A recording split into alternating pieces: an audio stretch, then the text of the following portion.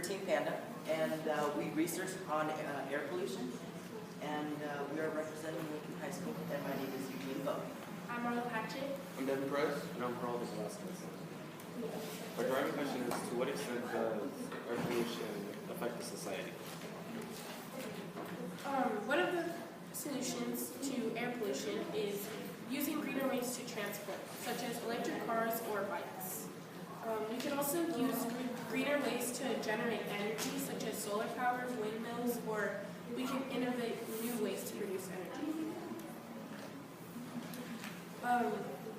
Fossil fuels emitted mix with the moisture in the air, causing acid rain. This is rain with harmful amounts of nitric and sulfuric acid.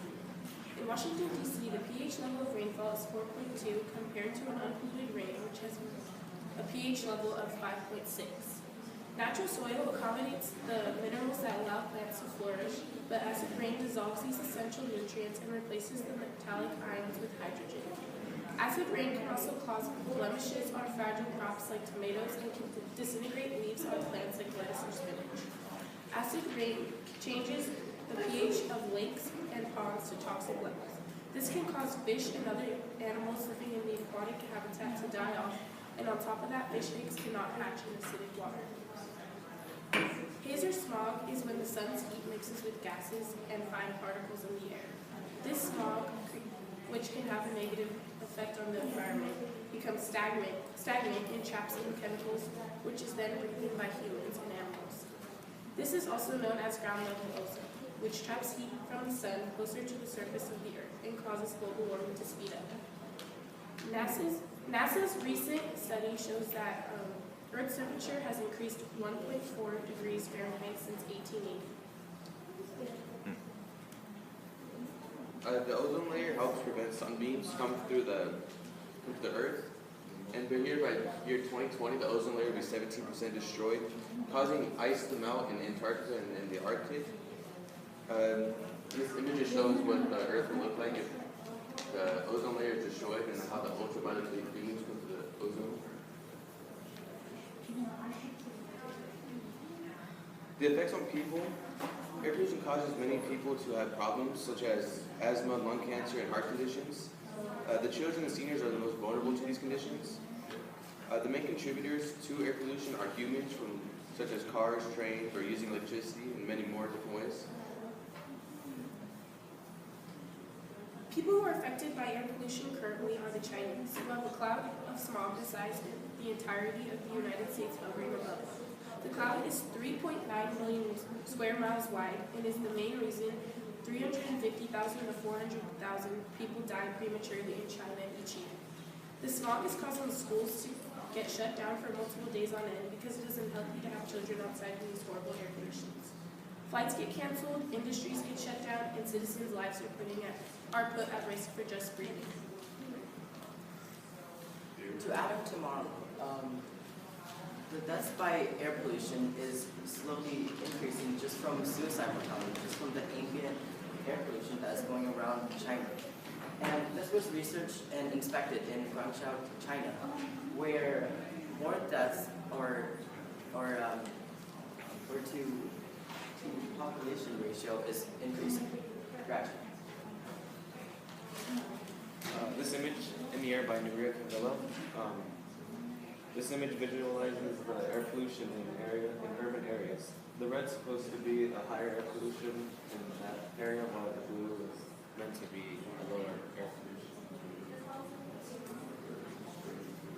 In Donora, Pennsylvania, the citizens faced killer smog in 1948 due to a steel mill, a large zinc smelting plant, and no regulation on amounts of pollution emitted into the atmosphere. The smog trapped deadly pollutants close to the ground and was breathed in by the citizens. 11 people with heart problems died on the first day, and 9 died in the next couple of days, creating a death toll of 20. On top of that, 7,000 people in Donora got extremely ill. In New York, in 1966, there was a similar situation where a dense, deathly smog cloud killed about 230 people. This picture is a lady walking down the streets of Donora, and this is men in Donora while the killer smog was surrounding the city. And this is New York, which is it's a New York skyline in the time of 1966 when they had the deathly smog. These issues made air pollution a political problem.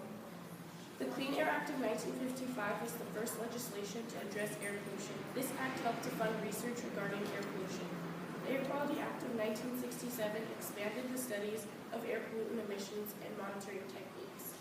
The Clean Air Act of 1970 authorized states to limit emissions from industrial sources and mobile sources. The Clean Air Act Amendment of 1977 and 1990 established major permit review requirements to ensure attainment and maintenance of national ambient air quality standards and authorized for control of acid rain. Recently, the carbon tax plan was made to earn money charging oil refineries $40 a ton to emit carbon. This would raise electricity and gas prices for each home, but the money raised from oil refineries would go back to society. More alternative solutions.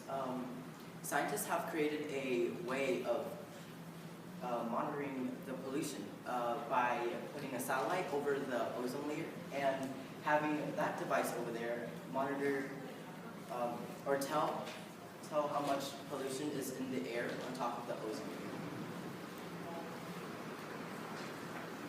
layer. Okay, thank you. Couple questions, one for each team member. I'll start with Eugene. Eugene, what is a way in which your team's resolution makes you think differently about your own individual research?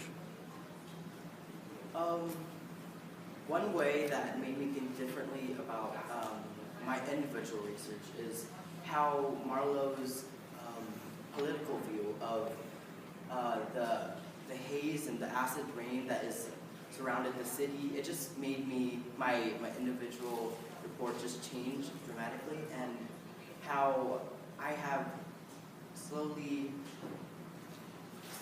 resolved the issue just from saying acid rain is one way of solving the air pollution. Thank you. My next question is for Geraldo. Geraldo, describe how the content of the team presentation was changed as a result of group discussion. The content of the whole presentation was changed because of how we are our individual research. It just didn't come together as good, so we had to make a few changes here and there to make it all fit together, to make it more easy to understand. Thank you. My next question is for Marlo. Marlo, in what way did you improve your ability to work with a group as a result of this project? I believe that I've improved my ability to work with a group because I've learned to compromise.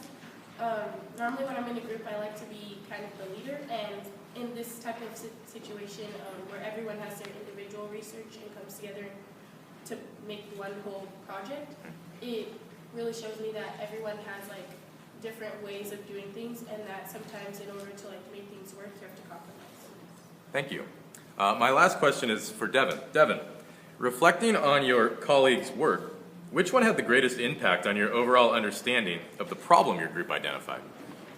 I feel like the political view I have a greater understanding for it, because it shows how bad air pollution is throughout everything. It can harm crops that we all need and income for everyone else, and just it causes many problems just by having less and less food and less money to buy things and stuff like that.